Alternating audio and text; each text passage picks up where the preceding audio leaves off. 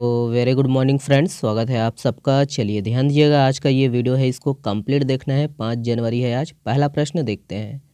देखिए, हाल ही में चर्चित लिमाऊ राजा का संबंध किस जिले से है? तो ऑप्शन यहाँ पर है, इंपॉर्टेंट प्रश्न है। सही आंसर ऑप्शन नंबर ए है, कोंडागांव। ओके, चलिए देखते हैं डिटेल से। तो यही है, याद रखिएगा कि दोस्तों कि देश की जो है 28 राज्यों के बीच छत्तीसगढ़ की झांकी बस्तर की आदिम जन संसद मुरिया दरबार को इस साल जो है नई दिल्ली में होने वाले गणतंत्र दिवस परेड के लिए चयनित किया गया है। ठीक है, और वही है कि कर्तव्य पथ पर होने वाली परेड के लिए 28 में से 16 राज्यों का चयन किया गया है। छत्तीसगढ़ की झांकी भारत सरकार की थीम भारत लोकतंत्र की जननी पर आधारित है। ओके, और इस झांकी में केंद्रीय विषय दोस्तों आदिम जन संसद के अंतर्गत जगदलपुर के मुरिया दरबार और उसके जो है उद्गम सूत्र लिमाऊ राजा को दर्शाया गया है। क्या? लिमाऊ राजा। और मुरिया दरबार आपको पता है दोस्तों कि विश्व प्रसिद्ध बस्तर दशहरे की एक परंपरा है जो 600 सालों से चली आ रही है। और इस परंपरा के जो है उद्गम सूत्र कोंडागांव जिले के जो है बड़े डोंगर के लिमाऊ राजा नामक स्थान पर मिलते हैं। ठीक है, तो इतना कुछ है, ऐड करिएगा, आने वाले एग्ज़ाम के लिए ये इम्पोर्टेंट है। इसके बारे में और भी अपडेट आएंगे तो कवर करेंगे। ठीक है, चलिए अगला प्रश्न देखते हैं। ये है, देखिए, हाल ही में केंद्रीय खेल मंत्री श्री अनुराग सिंह ठाकुर ने छत्तीसगढ़ के लिए कितने नए खेलो इंडिया सेंटर्स की स्वीकृति दी है? तो ऑप्शन यहाँ पर है DPRCG से है ये। करेक्ट आंसर है ऑप्शन नंबर बी, 7। ओके, चलिए देखते हैं डिटेल से। यही है कि केंद्रीय खेल मंत्री दोस्तों श्री अनुराग सिंह ठाकुर ने छत्तीसगढ़ के लिए 7 नए खेलो इंडिया सेंटर्स की स्वीकृति दी है।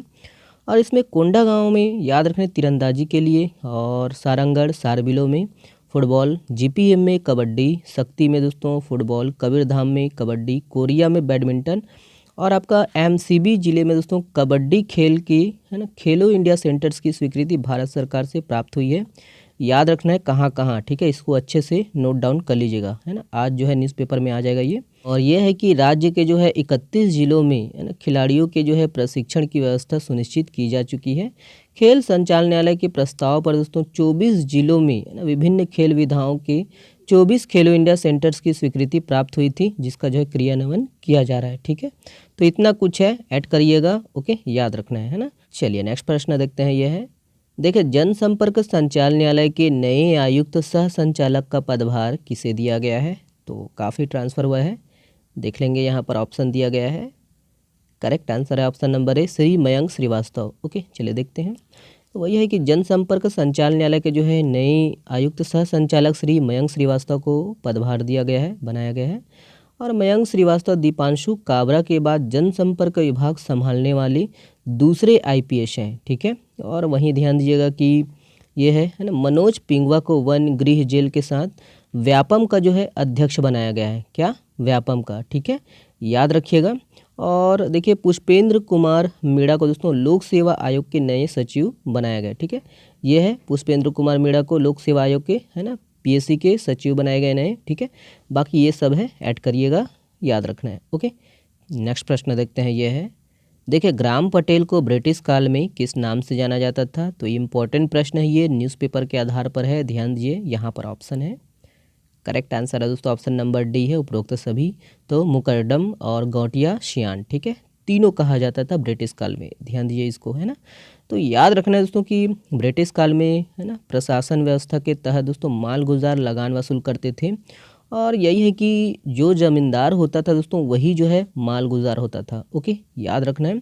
और मराठों के समय छत्तीसगढ़ का जो है राजस्व कितना था? 5 लाख रुपए था, पूछा जा सकता है एग्जाम में, इसको नोट डाउन कर लीजिएगा। ओके, और ग्राम पटेल अंग्रेजों के द्वारा बनाया गया नया पद था। और ग्राम पटेल को ब्रिटिश सरकार ने दोस्तों भू राजस्व संहिता धारा 244 के तहत इन्हें संलग्न किया था। और ग्राम पटेल को याद रखना है कि अंग्रेज जो है मुकरदम कहते थे। ठीक है, मुकरदम, मुकद्दम, है ना। और यही जो है गौटिया या शियान कहलाए। ओके, याद रखना है ये सबको, है ना, पूछा जा सकता है एग्जाम में, अच्छे से नोट डाउन कर लीजिएगा। ओके, देखिए, प्रधानमंत्री विश्वकर्मा योजना लागू करने वाला देश का पहला केंद्र शासित प्रदेश कौन सा बना है? तो ऑप्शन यहाँ पर है, करेक्ट आंसर है दोस्तों ऑप्शन नंबर बी है, जम्मू कश्मीर। ओके, तो वही है, ध्यान दीजिएगा कि जम्मू कश्मीर प्रधानमंत्री विश्वकर्मा योजना लागू करने वाला देश का पहला जो है केंद्र शासित प्रदेश बन गया है। ओके, देखिए, हाल ही में चर्चित धमधागढ़ यह किस जिले में स्थित है? तो यहाँ पर ऑप्शन है, देखेंगे करेक्ट आंसर है ऑप्शन नंबर बी है दुर्ग। ओके, ध्यान दीजिए। देखिए कितने लोकसभा क्षेत्रों में आईआईटी की तर्ज पर छत्तीसगढ़ इंस्टीट्यूट ऑफ टेक्नोलॉजी शुरू किया जाएगा? तो काफ़ी चर्चा में है ये ऑप्शन, देखेंगे करेक्ट आंसर है ऑप्शन नंबर ए है 11। ठीक है, याद रखना है। देखिए किस तिथि को राज्य में शुष्क दिवस घोषित किया गया है? तो ऑप्शन यहाँ पर है, देखेंगे करेक्ट आंसर है दोस्तों ऑप्शन नंबर बी है 22 जनवरी को। ओके, ध्यान दीजिएगा 22 जनवरी। देखिए हाल ही में चर्चित चांग देवी मंदिर यह किस जिले में स्थित है? तो ऑप्शन यहाँ पर है, ध्यान दीजिए इसको। करेक्ट आंसर है दोस्तों ऑप्शन नंबर बी है एमसीबी। ओके, मनेन्द्रगढ़, चिरमिरी, भरतपुर। देखिए ये इंपॉर्टेंट प्रश्न है, इसको ध्यान दीजिएगा। निम्नलिखित में से किसे पीएम जनमन के तहत राज्य में शिविर के माध्यम से योजनाओं का लाभ दिलाने की पहल की गई है? तो ऑप्शन यहाँ पर है, ध्यान दीजिए इसको। करेक्ट आंसर है दोस्तों ऑप्शन नंबर ए है विशेष पिछड़ी जनजातियों को। ओके, देखिए हाल ही में चर्चित लोरो मंदिर छत्तीसगढ़ के किस जिले में स्थित है? तो ऑप्शन यहाँ पर है, करेक्ट आंसर है दोस्तों ऑप्शन नंबर बी है, ये जसपुर में है। ओके, देखिए भारत ब्लैक होल और न्यूट्रॉन नक्षत्रों के अध्ययन के लिए विशिष्ट खगोल शास्त्रीय वेधशाला भेजने वाला कौन सा देश बन गया है? ऑप्शन यहाँ पर है, करेक्ट आंसर है दोस्तों ऑप्शन नंबर बी है दूसरा देश। ओके, देखिए हाल ही में किस आतंकवादी को यूएपीए के तहत आतंकवादी घोषित किया गया है?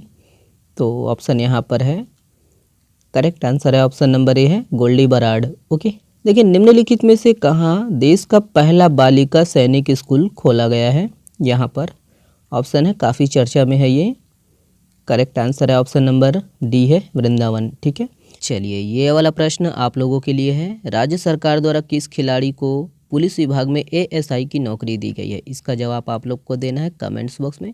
चलिए बहुत बहुत धन्यवाद दोस्तों। कल से मैं प्रयास करूंगा कि नेशनल और इंटरनेशनल का अच्छे से कवर कर सकूं। समय की बहुत ही कमी है दोस्तों, है ना, इसीलिए वो कवर हो नहीं पाता है। और आप लोग से छोटा सा विनती ये है कि अगर आप लोग के पास समय है तो अधिक से अधिक पढ़ाई कीजिए। समय बीत जाने के बाद ही आदमी को, इंसान को समय का महत्व पता चलता है और उसके बाद ज्ञान प्राप्त होता है कि हाँ भाई यहाँ पर हमको गलती हुआ है और यहाँ पर हमको अच्छे से पढ़ाई करना चाहिए था। समय के निकलने के बाद कुछ नहीं बचेगा, सिर्फ झुंझुना बचेगा और पछताने के लिए, है ना, हमको टाइम बहुत मिलेगा। तो यही है कि अच्छे से पढ़ाई करिए, अपने समय का ध्यान रखिए।